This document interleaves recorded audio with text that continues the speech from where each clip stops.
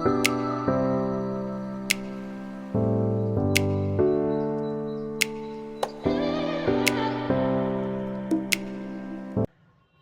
Everyone, स्वागत है आपका इस वीडियो में।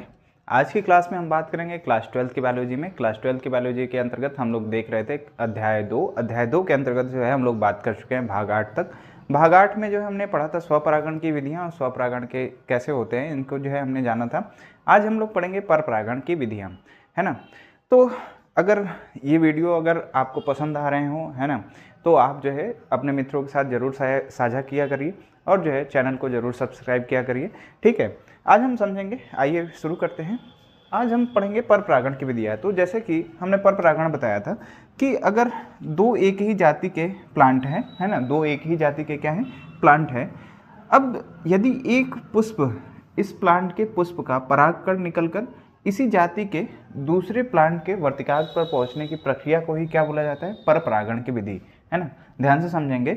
जब एक पौधे के पुष्प का परागकण निकलकर उसी जाति के किसी दूसरे पुष्प के पौधे के वर्तिकाग्र तक पहुंचने की प्रक्रिया को क्या बोलते हैं, परपरागण की विधि बोलते हैं, परपरागण कहते हैं, ठीक है। अब ये जो है आनुवांशिक रूप से भी भिन्न हो सकते हैं। ऐसे प्लांट जो है कैसे हो सकते हैं, तो आनुवांशिक रूप से भी भिन्न हो सकते हैं। जैसे मान लीजिए कि ये सफ़ेद, ये जो है लाल कलर के पुष्प वाले हैं, एक ही जाति का प्लांट है, और ये जो है ब्लू कलर के प्लांट, ब्लू कलर वाले जो है कि प्लांट हैं, है ना, पुष्प खिलने वाले प्लांट हैं। तो जो है समान जाति के हैं, तो परागण की प्रक्रिया जो हो रही है उसको क्या बोलेंगे, परपरागण की प्रक्रिया बोलेंगे। प्लांट जो है, बहुत सारे ऐसे प्लांट हैं जो खुद चाहते हैं कि स्वपरागण की प्रक्रिया ना हो सके, स्वपरागण की प्रक्रिया को क्या किया जा सके, रोका जा सके। इसके लिए जो है कुछ युक्तियाँ अपनाते हैं। तो हम लोग इसमें देखेंगे परपरागण की युक्तियाँ, परपरागण की युक्तियाँ, परपरागण की युक्तियाँ, है ना। ध्यान समझते चलेंगे परपरागण की युक्तियाँ। इसमें पहला है एक लिंगता, एक लिंगता, एक लिंगता यानी यूनिसेक्सुअलिटी, यूनिसेक्सुअलिटी।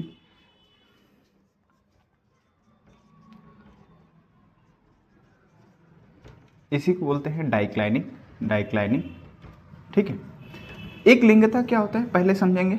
बहुत सारे ऐसे प्लांट होते हैं जो एक लिंगी होते हैं। कैसे होते हैं, एक लिंगी प्लांट होते हैं। एक लिंगी कहने का मतलब ये कि जैसे मान लीजिए कि या तो पुष्प में मादा भाग उपस्थित होंगे या तो उस पुष्प में नर भाग उपस्थित होगा, केवल क्या होगा, तो नर भाग उपस्थित होंगे। तो ऐसे पुष्प को क्या बोलते हैं, एक लिंगी, है ना।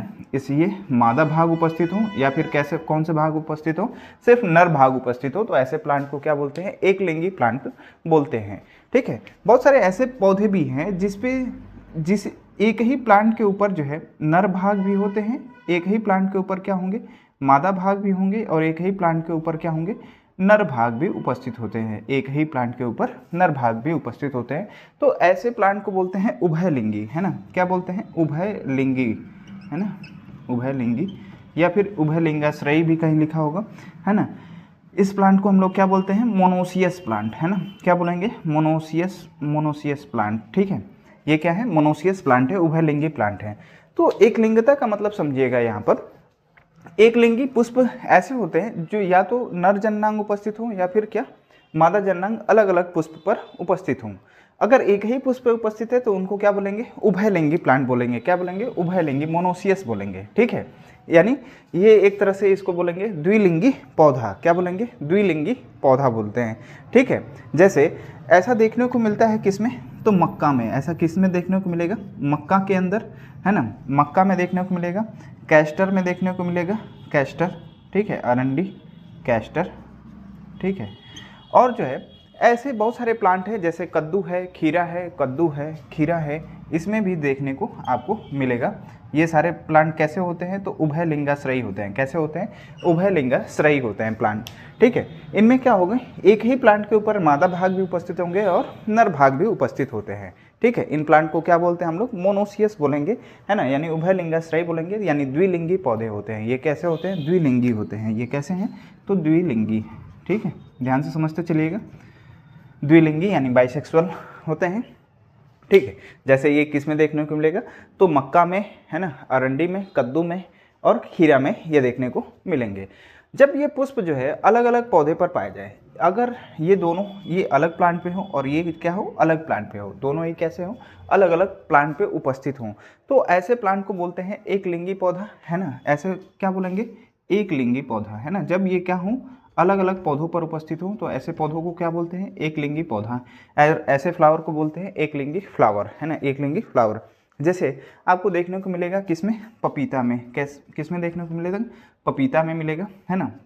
ऐसे ही बहुत सारे ऐसे प्लांट हैं जिसमें आपको देखने को मिलेगा, जैसे भांग हो गया, है ना। भांग में भी आपको ये देखने को मिल जाएंगे। इसमें क्या होता है कि ये जो मेल है वो अलग प्लांट पे उपस्थित होंगे, और जो ये मेल अलग प्लांट पे और फीमेल जो है अलग प्लांट पर क्या होते हैं, उपस्थित होते हैं। तो ऐसे प्लांट को बोलते हैं यूनिसेक्सुअल, यानी एक लिंगी पौधा, है ना। जैसे आपको हमने बताया कि पपीता में, भांग में, है ना, शहतूत में ये सभी जो है आपको देखने को मिलेंगे, ठीक है। और जो है एक ही प्लांट के ऊपर किस में देखने को मिलेंगे, तो मक्का में, कैस्टर में, कद्दू में और खीरा में, ठीक है।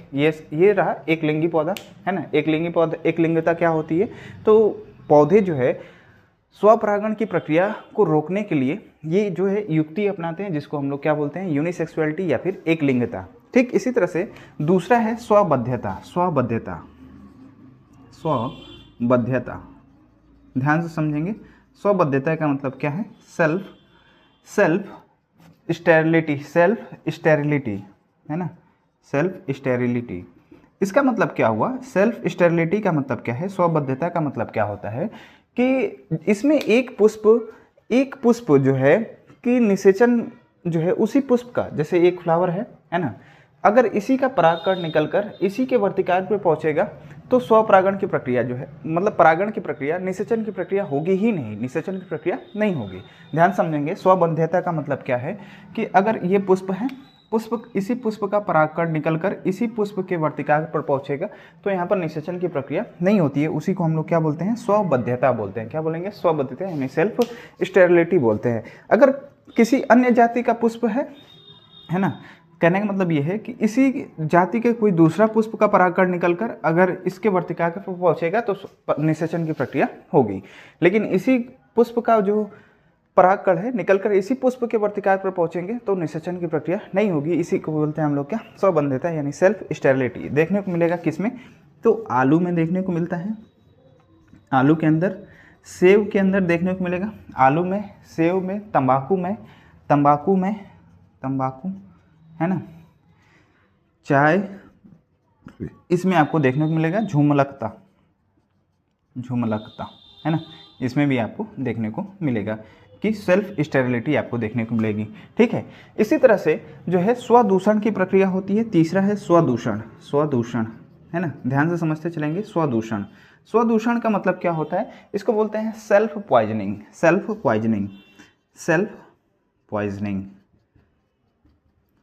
पॉइजनिंग का मतलब क्या है, ध्यान समझेंगे। स्वदूषण का मतलब क्या होता है कि अगर इसी प्लांट का जो है परागकण निकलकर इसी पुष्प के वर्तिकाग्र पर पहुंच जाए तो प्लांट जो होगा, जो फ्लावर होगा वो सूख जाएगा। फ्लावर क्या होगा, सूख जाएगा। इसी को हम लोग क्या बोलते हैं, स्वदूषण बोलते हैं, सेल्फ पॉइजनिंग बोलते हैं।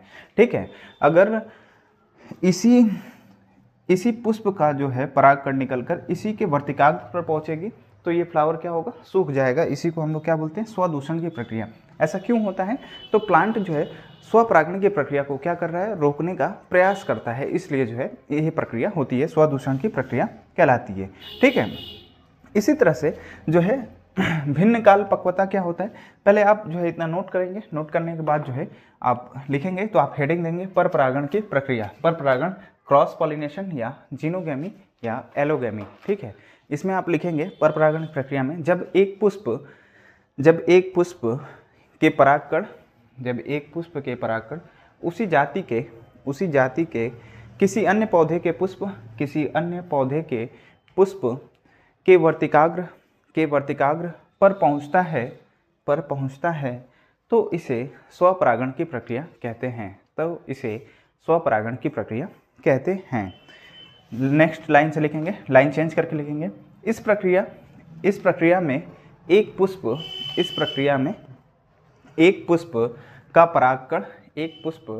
का परागकण आगे लिखेंगे उसी जाति के अन्य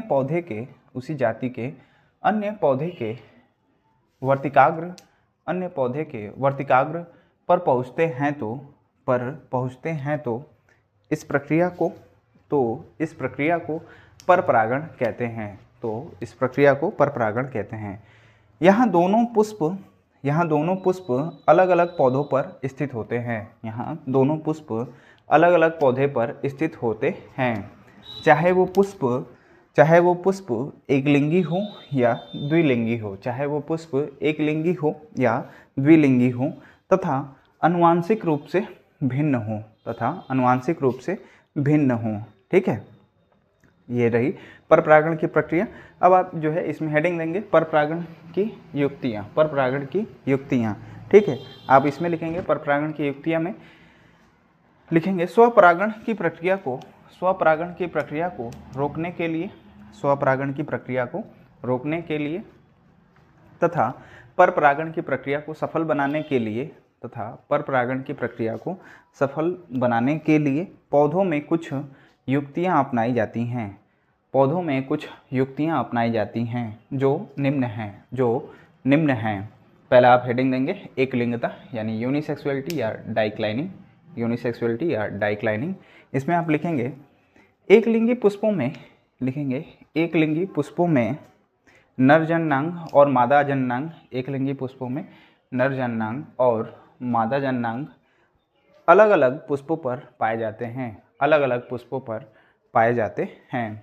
आगे लिखेंगे जब ये पुष्प एक ही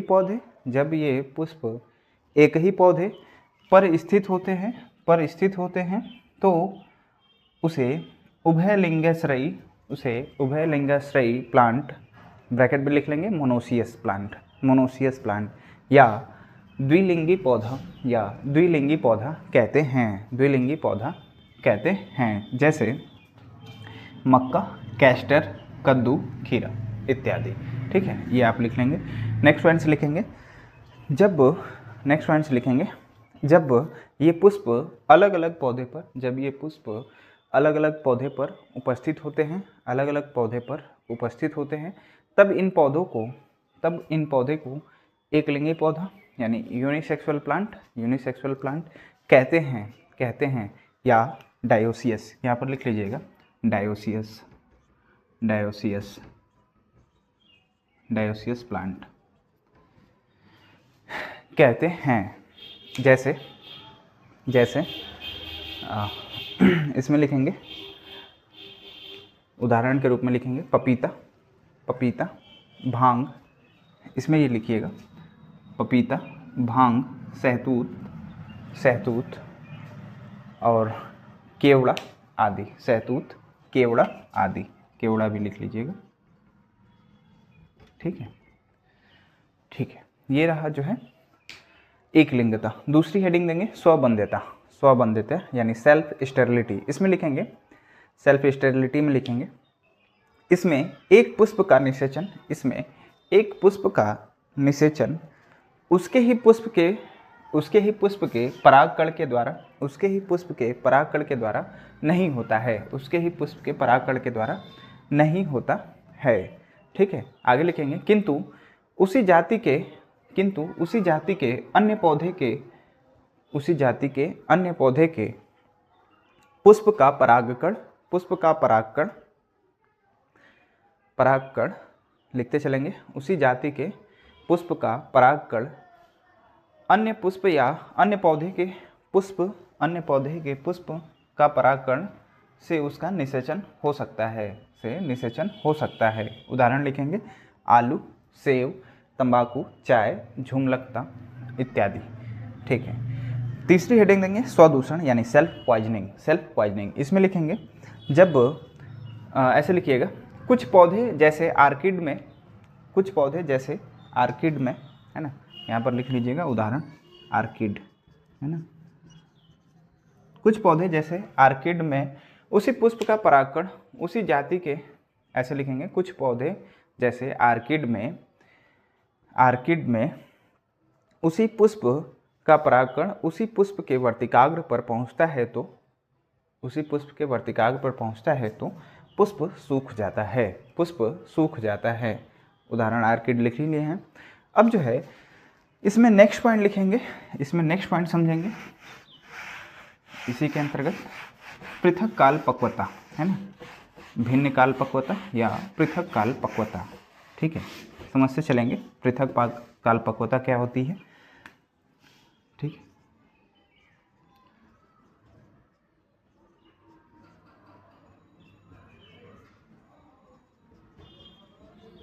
या भिन्न काल पक्वता, भिन्न काल पक्वता, है ना, भिन्न काल पक्वता समझेंगे। पृथक काल पक्वता क्या है ना। इसमें क्या होता है कि जब पुष्प में क्या होगा कि परागकोश, है ना, ये परागकोश तथा जो वर्तिकाग्र है ना, या फिर स्त्री केसर कह लें या फिर अंडाशय कह लीजिए, जब किसी पुष्प का जो परागकोश है और अंडाशय है दोनों ही अलग अलग समय पर क्या हों, विकसित हों, अलग अलग समय पर परिपक्व हों, तो उसी को बोलते हैं क्या, पृथक काल पक्वता। क्या बोलेंगे, पृथक काल पक्वता। ध्यान समझेंगे, जब किसी पुष्प का परागकोश और अंडाशय दोनों ही क्या हों, अलग अलग समय में परिपक्व हों, तो इसको ही क्या बोलते हैं, भिन्न काल पक्वता बोलते हैं, भिन्न काल पक्वता कहते हैं। अब इसमें दो टर्म है, पुंपूर्वता, है ना, पुंपूर्वता, है ना, पुंपूर्वता। इसमें समझेंगे पुंपूर्वता का मतलब क्या होता है, इसको बोलते हैं प्रोटेंड्री, प्रोटेंड्री, है ना, प्रोटेंड्री, प्रोटेंड्री। अब पुंपूर्वता का मतलब ये हुआ कि जब पुष्प के परागकोश व अंडाशय में से, ध्यान समझेंगे, जब परागकोश अंडाशय से पहले परिपक्व जो है, परागकोश क्या हो जाए, अंडाशय से पहले, है ना, परागकोश अंडाशय से पहले परिपक्व हो जाए, पहले परिपक्व हो जाए, तो इसे ही क्या कहते हैं, पुंपूर्वता कहते हैं। इसको ही क्या कहेंगे, पुंपूर्वता कहते हैं। जैसे गुड़हल में, गुड़हल उदाहरण इसका है, गुड़हल, कपास, सूर्यमुखी या सूरजमुखी, है ना, सूर्यमुखी। ठीक है, ये सभी जो है इसमें पुंपूर्वता, परागकोश क्या होगा, अंडाशय से पहले ही परिपक्व हो जाता है। दूसरा है स्त्री पूर्वता, दूसरा क्या है, स्त्री पूर्वता। इसमें क्या होगा, स्त्री पूर्वता में तो अंडाशय जो है, अंडाशय क्या होगा, परागकोश से पहले ही परिपक्व हो जाएगा, है ना, इसको बोलते हैं प्रोटोनोगैनी, है ना, प्रोटोगैनी। ध्यान समझेंगे, स्त्री पूर्वता का मतलब क्या हुआ कि अंडाशय परागकोश से पहले ही क्या हो जाए, विकसित होता है, अंडाशय पहले ही क्या हो जाए, विकसित हो जाए, अंडाशय परागकोश से पहले विकसित हो जाए, है ना, तो इसको बोलते हैं क्या, स्त्री पूर्वता, है ना। उदाहरण आप देखने को मिलेगा तो बरगद में, पीपल में, बरगद उदाहरण इसके हैं, उदाहरण बरगद में, बरगद, पीपल, बरगद, पीपल, गुलाब, है ना, बरगद, पीपल, गुलाब, है ना, इत्यादि। इस सब में जो है आपको देखने को मिलेगा स्त्री पूर्वता। तो आप हेडिंग देंगे परागकण की युक्तियाँ, परागकण की युक्तियाँ में आप हेडिंग देंगे पृथक काल पक्वता, है ना, या भिन्न काल पक्वता। इसमें लिखेंगे आप, जब पुष्प के परागकोश, जब पुष्प के परागकोश व अंडाशय अलग अलग समय पर परिपक्व हों या विकसित हों, तो इसे ही भिन्न काल परिपक्वता कहते हैं, तो इसे ही भिन्न काल परिपक्वता कहते हैं। आप नेक्स्ट हेडिंग लिखेंगे, पहला इसके अंतर्गत हेडिंग लिखेंगे पुंपूर्वता, प्रोटेंड्री। इसमें लिखेंगे जब परागकोश अंडाशय से पहले परिपक्व हो जाए, अंडाशय से पहले परिपक्व हो जाए, तो इसे पुंपूर्वता कहते हैं, तो इसे पुंपूर्वता कहते हैं। जैसे गुड़हल, कपास, सूरजमुखी, जैसे गुड़हल, कपास, सूरजमुखी, गेंदा इत्यादि, गेंदा इत्यादि। अब दूसरी हेडिंग देंगे स्त्री पूर्वता, प्रोटोगैनी, है ना, प्रोटोगैनी। इसमें लिखेंगे जब अंडाशय परागकोश से पहले विकसित हो जाए, तो इसे स्त्री पूर्वता कहते हैं, तो इसे स्त्री पूर्वता कहते हैं। उदाहरण लिखेंगे बरगद, पीपल, गुलाब, चंपा, है ना, आदि में। ठीक है, तो ये रही पर परागण की जो है युक्तियाँ। हम लोग बात करेंगे इसमें परागण की विधियों के बारे में। परागण की प्रक्रिया जो है कैसे होगी, तो परागण की प्रक्रिया जो है कुछ कारकों पर निर्भर करती है कि जैसे परागकण जो है निकलकर वर्तिकाग्र पर कैसे पहुंचेंगे, तो इसके लिए जो है ये कई कारकों पर निर्भर करती है। ये इसके लिए दो कारक हैं, दो कारक माने गए हैं। कुछ तो हैं अजैविक कारक, है ना, कुछ कैसे हैं अजैविक कारक, और कुछ हैं जैविक कारक, जैविक कारक, ठीक है, जैविक कारक। अब समझेंगे जैविक कारक क्या है और जैविक कारक क्या है। तो जिसमें जो है, जिसमें जैसे जो किसी जीवों के द्वारा ना हो, जैसे वायु के द्वारा हो जाए, है ना, या फिर किसके द्वारा हो, जल के द्वारा हो, तो इसको बोलते हैं अजैविक कारक, है ना। यदि परागण की प्रक्रिया जीवों के द्वारा हो, है ना, जीवों के द्वारा, या फिर जीव यानी कीट के द्वारा हो, है ना, कीट के द्वारा हो तो इसे कीट परागण कहेंगे। अगर किसी पक्षी के द्वारा हो, किसी पक्षी के द्वारा हो तो इसे पक्षी परागण किसे कहेंगे। और यदि किसी जंतु के द्वारा हो तो इसे जंतु परागण कहेंगे। यदि वायु के द्वारा होगा तो वायु परागण, किसी यदि जल के द्वारा होगा तो क्या कहेंगे, जल परागण बोलेंगे। तो ये आते हैं अजैविक कारक के अंतर्गत, और ये आएंगे किसमें, जैविक कारक के अंतर्गत आएंगे, कीट, पक्षी और जंतु। तो इन्हीं संसाधनों के आधार पर परागण जो है निम्न प्रकार के होते हैं, बहुत सारे हैं प्रकार। इसमें जो है हम लोग पहले पढ़ेंगे वायु परागण। इसमें क्या पढ़ेंगे, वायु परागण, है ना।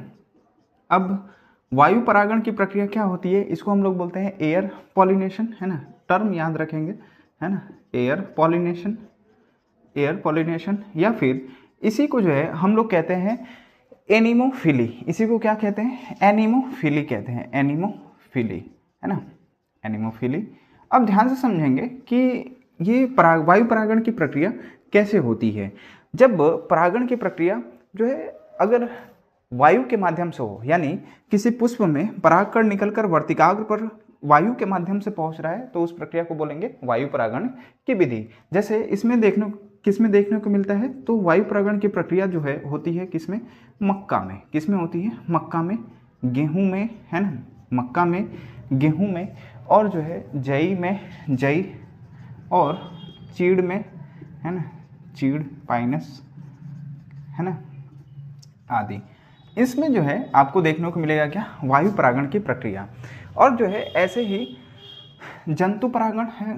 जंतु, अगर किसी जंतु के द्वारा परागण की प्रक्रिया हो तो उसको बोलेंगे क्या, जंतु परागण, एनिमल पॉलिनेशन, एनिमल पॉलिनेशन। अब ध्यान से समझते चलिएगा एक एक टर्म को। जो एनिमल पॉलिनेशन है, एनिमल पॉलिनेशन, इसको बोलते हैं जूफिली। क्या बोलते हैं, जूफिली, है ना, जूफिली। ये टर्म याद रखेंगे सभी लोग, ठीक है, क्योंकि बहुत सारे एग्जाम में डायरेक्ट यही से क्वेश्चन पूछ देता है, ठीक है। अब ये किसके द्वारा होता है, तो हमने बताया कि जंतु परागण की प्रक्रिया हो सकती है या तो कीट के द्वारा हो सके, या तो पक्षी के द्वारा हो सके, या फिर किसके द्वारा हो सके, घोंघा के रूप में हो सके, है ना, घोंघा के द्वारा हो, या फिर चमगादड़ के द्वारा हो, या फिर तितली के द्वारा हो, है ना, चमगादड़ के द्वारा भी हो सकता है, चमगादड़ के द्वारा हो सकता है ना, या फिर किसके द्वारा हो सके, तो तितली के द्वारा हो सकती है। तो ये प्रक्रिया जो है जंतु परागण की प्रक्रिया कहलाती है। क्या कहलाएगी, जंतु परागण की प्रक्रिया कहलाएगी। अगर परागण की प्रक्रिया कीट के द्वारा हो, अगर परागण की प्रक्रिया कीट के द्वारा हो तो उसको बोलते हैं कीट परागण। क्या बोलेंगे, कीट परागण की प्रक्रिया, है ना। कीट परागण को क्या बोलेंगे, तो एंटेमोफिली। क्या बोलेंगे, एंटेमोफिली, है ना, एंटेमोफिली, ठीक है। अगर कि परागण की प्रक्रिया पक्षी के द्वारा हो तो उसको बोलते हैं क्या, पक्षी परागण। क्या बोलेंगे, पक्षी परागण, है ना। इसको बोलते हैं ऑर्निथोफिली, ठीक है। अब जो है अगर परागण की प्रक्रिया, ध्यान से सुनेंगे, परागण की प्रक्रिया किसके द्वारा हो, तो घोंघा के द्वारा हो तो उसको बोलते हैं मैल्कोफिली। अगर परागण की प्रक्रिया किसके द्वारा हो, घोंघा के द्वारा हो तो इसको बोलते हैं क्या, घोंघा द्वारा परागण, है ना, मैल्कोफिली बोलते हैं, मैल्कोफिली। ध्यान समझेंगे बिल्कुल एक एक टर्म को।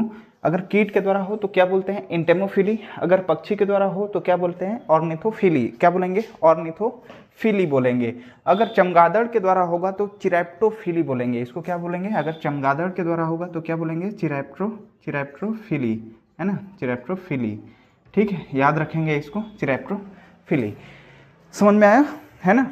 तो इसमें जो है जंतु के द्वारा अगर परागण की प्रक्रिया हो रही है तो जंतुओं में अलग अलग माध्यम से परागण की प्रक्रिया हुई तो अलग अलग इसके लिए नाम दिए गए हैं।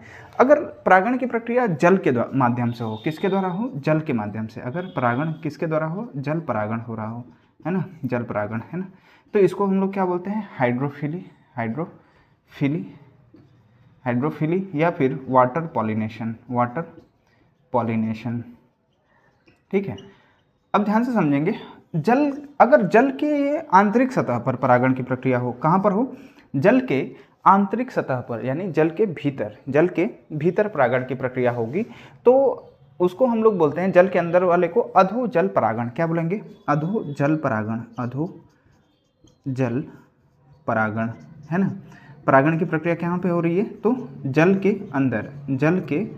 अंदर, तब इसको हम लोग क्या बोलते हैं, तो अधोजल परागण, क्या बोलेंगे, अधोजल परागण, इसको बोलते हैं हम लोग हाइपोहाइड्रोफिली, है ना, इसको क्या बोलते हैं, हाइड्रोफिली। ठीक है, हाइपोहाइड्रोफिली। अब ध्यान समझिएगा, ठीक है, अगर जल के सतह पर हो, तो इसको जो है अधो नहीं अधिजल परागण कहेंगे, क्या कहेंगे, अधिजल परागण, है ना, अधिजल परागण, अधिजल परागण, है ना, ये क्या होगा, अधिजल परागण, कहाँ पर हो, जल के सतह पर परागण की प्रक्रिया हो रही है तो इसको बोलेंगे अधिजल परागण, इपीहाइड्रोफिली।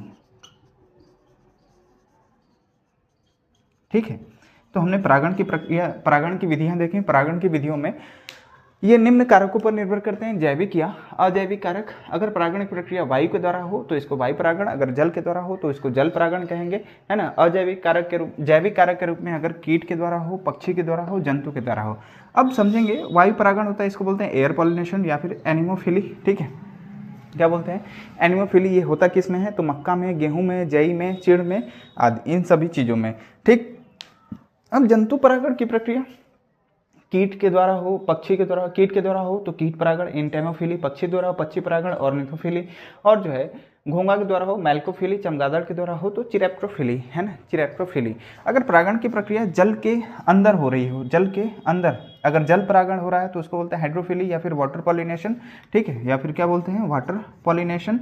ठीक, या फिर अगर जल के सतह पर हो, सतह पर होगा तो अधिजल परागण, अगर जल के अंदर होगा तो उसको क्या बोलेंगे, अधोजल परागण, हाइड्रोफिली। अब ध्यान से समझिएगा, जो वायु परागण की प्रक्रिया है, वायु परागण की प्रक्रिया जो होती है, अगर वायु परागण हो रहा है तो प्लांट जो इसके प्लांट हो गए, वायु के द्वारा परागण की प्रक्रिया जब हो रही है तो जो प्लांट जो बनेंगे, इसमें जो प्लांट होते हैं, इसमें किसी भी, इसके फ्लावर को किसी भी रंग की जरूरत नहीं होती है। इनके फ्लावर कैसे होते हैं, तो इनके फ्लावर रंगहीन होते हैं। कैसे होंगे, रंगहीन होते हैं, ध्यान समझेंगे बिल्कुल, है ना।